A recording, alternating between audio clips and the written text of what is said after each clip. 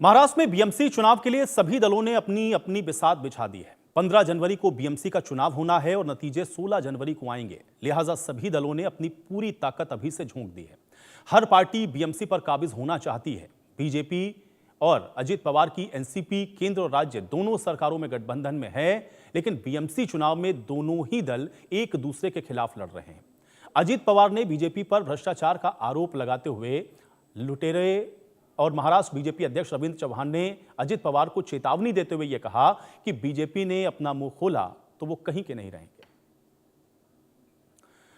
तो बीएमसी चुनाव में अजित पवार की अब एनसीपी और बीजेपी आप देख रहे हैं कि आमने सामने है और अजित पवार गुट के बीच में आप देख रहे हैं कि ये जो खटपट है वो देख रही। अजित पवार एनसीपी महाराष्ट्र में महायुति सरकार में भी हैं और केंद्र में एनडीए सरकार में भी हैं, लेकिन नगर निगम के चुनाव में अजित पवार की पार्टी शरद पवार गुट के साथ मैदान में है।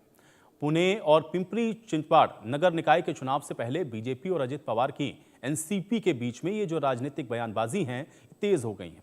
दोनों दलों के नेता भ्रष्टाचार के आरोप और पुराने विवादों को लेकर के एक दूसरे के ऊपर जमकर निशाना साध रहे हैं। निवडणुकीच्या पार्श्वभूमीवरती असणारं हे वक्तव्य आहे असं मला वाटतं। अजित पवारांनी खुद के गिरेबान में झांक के देखना चाहिए, जैसा हिंदी मध्ये म्हणतात। तो आप देख रहे हैं कि बीएमसी चुनाव को लेकर के अब एक दूसरे के ही सामने नजर आ रहे हैं एनसीपी शरद पवार का गुट और साथ ही साथ बीजेपी। लेकिन अब सवाल यह है कि अभी तक तो आप देख रहे हैं कि जो सरकार है वो साथ में ही है, लेकिन अब बीएमसी चुनाव में एक दूसरे के खिलाफ आप देख रहे हैं कि जो विवाद है वो होता हुआ नजर आ रहा है। तो वार पलटवार हो रहा है, एक दूसरे के खिलाफ आरोप प्रत्यारोप लगातार चल रहे हैं। बीएमसी के चुनाव में बीजेपी और एनसीपी अजित पवार में जमकर आप देख रहे हैं कि जो बयानबाजी है वो जारी है।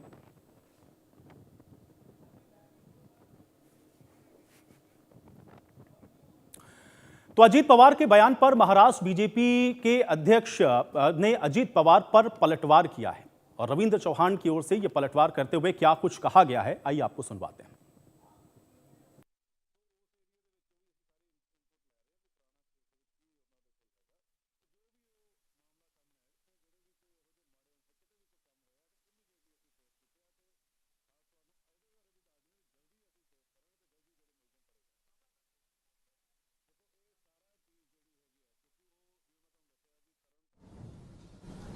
पार्श्वभूमीवरती असणारं हे वक्तव्य आहे असं मला वाटतं।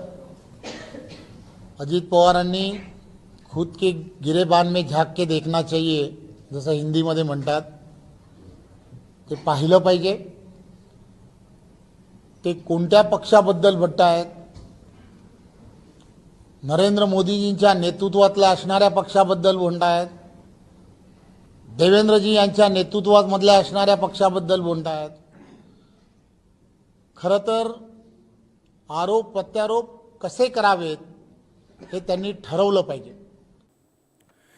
तो वहीं अजित पवार ने बीएमसी चुनाव को लेकर के इसके पहले क्या कुछ कहा था, आइए आपको यह भी सुनवाते हैं।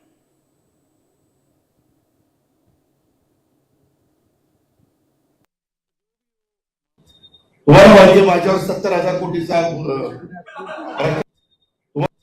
तुम्हाला माहिती माझ्यावर 70,000 कोटीचा भ्रष्टाचाराचा आरोप झाला ना। ज्यांनी ज्यांनी केलं त्या सगळ्यांच्या बरोबर सरकारमध्ये आहे का? आहे ना?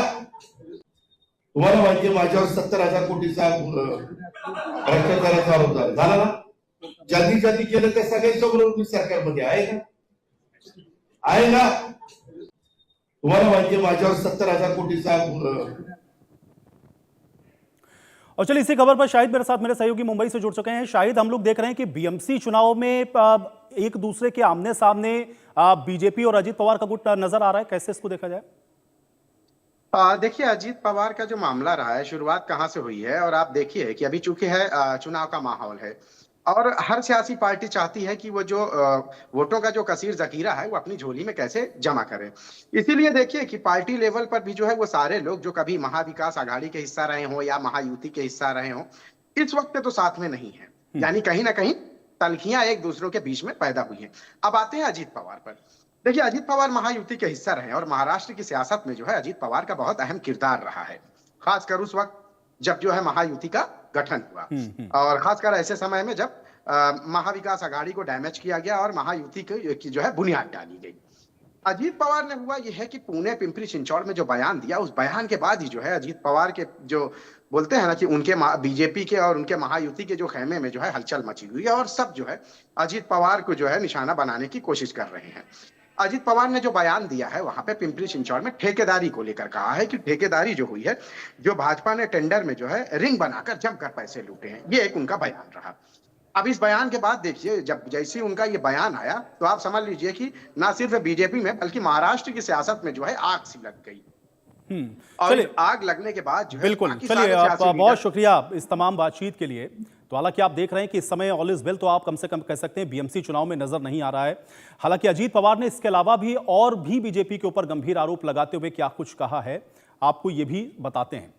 देखिए, वो ये भी कह रहे हैं कि पीएमसी कभी सबसे धनी जो नगर निकाय है वो हुआ करता था और अब ये कर्ज के बोझ के तले दबा हुआ है। इसके अलावा बीजेपी ने 2017 से 2022 तक पीसीएमसी पर शासन भी किया और उस दौरान नगर निकाय में भ्रष्टाचार व्याप्त था। इस बात को भी अजीत पवार कहते हुए नजर आए हैं। इसके अलावा अजीत पवार ये भी कहते हैं कि इस आरोप पर महाराष्ट्र के जो बीजेपी अध्यक्ष रविंद्र चौहान अजीत पवार को चेतावनी भरे लहजे में पलटवार कर रहे हैं। अब अजीत पवार जो कह रहे हैं उस पर बीजेपी की ओर से ये पलटवार आया। वो ये कहते हैं कि ये मुझे लगता है कि अजीत पवार का ये बयान चुनाव के माहौल को देखते हुए दिया गया है। वो किस पार्टी के बारे में बोल रहे हैं? क्या वो नरेंद्र मोदी के नेतृत्व वाली पार्टी के बारे में बात कर रहे हैं या देवेंद्र जी के नेतृत्व वाली पार्टी पर वो ये आरोप लगा रहे हैं? अगर हम आरोप लगाने पर उतर आए तो उन्हें काफी परेशानी का सामना करना पड़ेगा, ये पलटवार करते हुए कहा गया है। तो लगातार वार पलटवार आप देख रहे हैं कि लगातार जारी है। अब बीजेपी और अजीत पवार के बीच में सियासी टकराव को लेकर के उद्धव ठाकरे की शिवसेना ने अजीत पवार के ऊपर ही निशाना साधा। शिवसेना उद्धव गुट के सांसद संजय राउत ने इसको लेकर के क्या कुछ कहा, आइए आपको ये बताते हैं। तो आपको ये भी बता दें कि अब क्या कुछ कह रहे हैं बीएमसी चुनाव को लेकर के और इस पर वार पलटवार हो रहा है। अजीत एनसीपी को शरद पवार की पार्टी में मर्ज कर लेना चाहिए, ये शिवसेना यूबीटी का जो अजीत पर निशाना है ये हम आपको बता रहे हैं। अजीत पवार खुद बीजेपी पर भ्रष्टाचार के आरोप लगा रहे हैं, तो फिर महायुति सरकार में वो क्यों बने हुए हैं, ये शिवसेना की ओर से कहा जा रहा है। इसके अलावा अजीत एनसीपी को अब शरद पवार के साथ मर्ज कर लेना चाहिए, इसमें विलय कर लेना चाहिए, इस बात को भी वो कहते हुए नजर आ रहे हैं।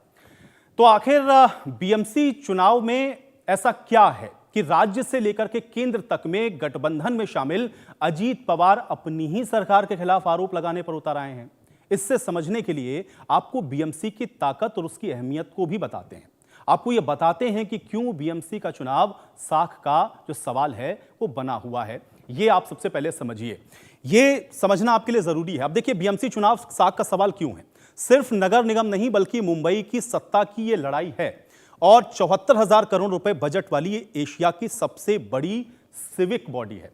इसके अलावा मुंबई नगर निगम का जो बजट है वो गोवा, अरुणाचल, मणिपुर, मेघालय, मिजोरम, नागालैंड इन सब से ज्यादा है। इसके अलावा महायुति और महाविकास आघाड़ी के लिए यह साख का भी सवाल है।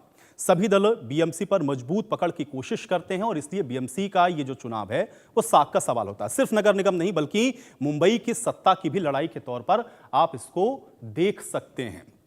तो इसलिए आप ये समझिए कि ये क्यों इतना महत्वपूर्ण हो जाता है।